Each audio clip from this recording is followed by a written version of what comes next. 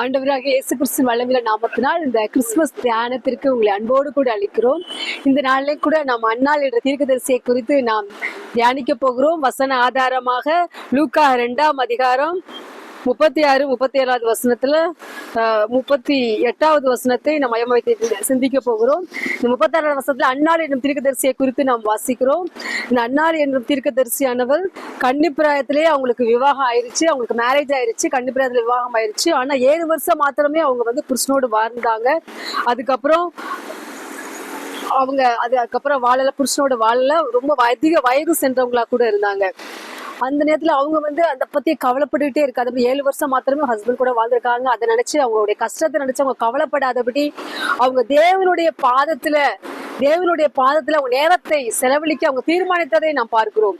இரவும் பகலும் அவர்கள் கர்த்தரை ஆராதித்துக் கொண்டும் உபவாசித்துக் கொண்டும் ஜெபித்துக் கொண்டும் இருந்ததை நாம் 37ஆம் வசனத்துல வாசிக்கிறோம். லூக்கா 2:37.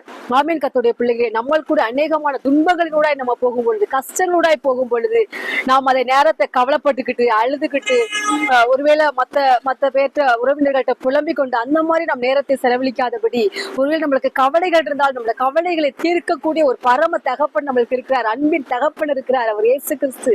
அவரிடத்துல நாம் பிரச்சனைகளை சொல்லும் பொழுது அவருடைய சமாதானத்தினாலும் சந்தோஷத்தினாலும் நம்மை நிரப்பி அவர் நம்மை ஆதரிக்கிற தேவனா இருக்கிறார். துக்கங்களிலிருந்து நம்மளை விடுவிக்கிற தேவனா இருக்கிறார். துன்பங்களிலிருந்து நம்மளை விடுதலையாக்கி நமக்கு சமாதானத்தை கொடுக்கிற தேவனாய் கூட இருக்கிறார். அப்படிப்பட்ட ஒரு சமாதானத்தை அன்னாள் பெற்றுக்கொண்டதை பார்க்கிறோம். இரவும் பகலும் கர்த்தரை ஆராதித்துக் கொள்றதை பார்க்கிறோம். நம்மளும் கூட இரவும் பகலும் கர்த்தரை ஆராதிக்கும்படியாக துதிக்கும்படியாக நாம் அழைக்கப்பட்டிருக்கிறோம்.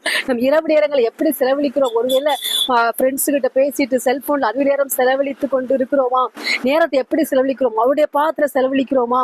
நம் கர்த்தருடைய பாதத்துல அதிக நேரத்துல நம்ம செலவழிக்கும் பொழுது, இரவும் பகலும் அவருடைய வசனத்தின் மேல நாம் பிரியமா இருக்கும் பொழுது, நம்முடைய கையிட்டு செய்யற காரியங்களை எல்லாம் வாய்க்கப்படுகிற கர்த்தர் 1ஆம் சங்கீதத்துல நம்மளுக்கு வாக்கு பண்ணி இருக்கிறார்.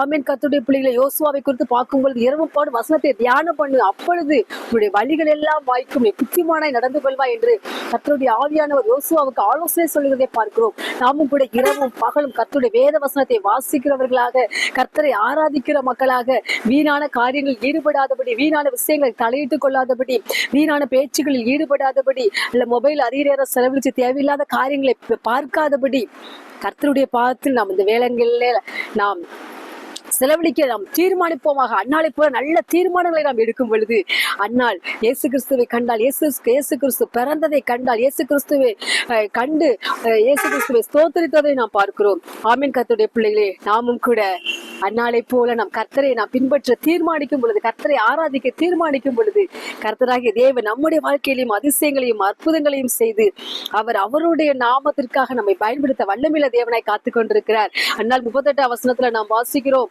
அன்னாள் அந்நேரத்தில் வந்து ரெண்டு கர்த்தரை புகழ்ந்து எருசலேமிலே மீட்புண்டா காத்திருந்த யாவருக்கும் அவரை குறித்து பேசினாள் என்று நாம் பார்க்கிறோம்.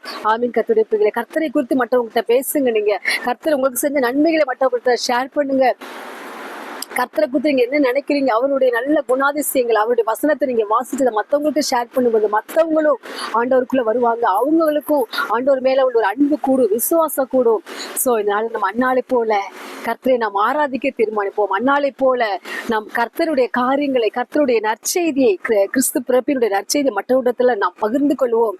கிறிஸ்து நமக்கு செய்த நன்மைகளை மற்றவரிடத்துல பகிர்ந்து கொள்வோம். நாம் எப்பொழுதும் வேதனையில் இல்லாதபடி, நம்மளுக்கு நடந்து போன காரியங்கள் அல்லது நம்மளுடைய பிரச்சனைகள், வியாதிகள், கஷ்டங்களை நினைத்து பிள்ளையுடைய வாழ்க்கையில் நடைபெறுகிற காரியங்களை குறித்து மன துக்கத்தோடு இல்லாதபடி, நம்முடைய வாழ்க்கையில் நடந்த இழப்புகளை நினைத்து அதிலேயே நாம் மனதை செலுத்தாதபடி, அதை நினைத்து அழுது கொண்டு புலம்பிக் கொண்டு இருக்காதபடி, கர்த்தருக்காய் நம்ம எழும்பி பிரகாசிக்கிற ஒரு நேரம் வந்திருக்கிறது.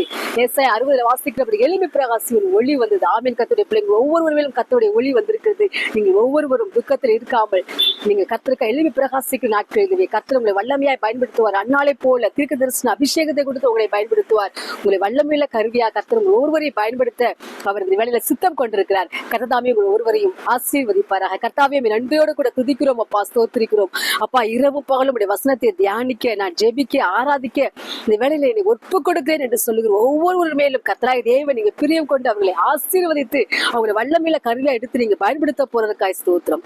இயேசு கிறிஸ்துவின் வல்லமையில நாமத்தில் ஜெபிக்கிறோம் நல்ல பிதாவே. கர்த்தாவே உங்கள் ஒருவரையும் ஆசீர்வதிப்பாராக. தேங்க்யூ.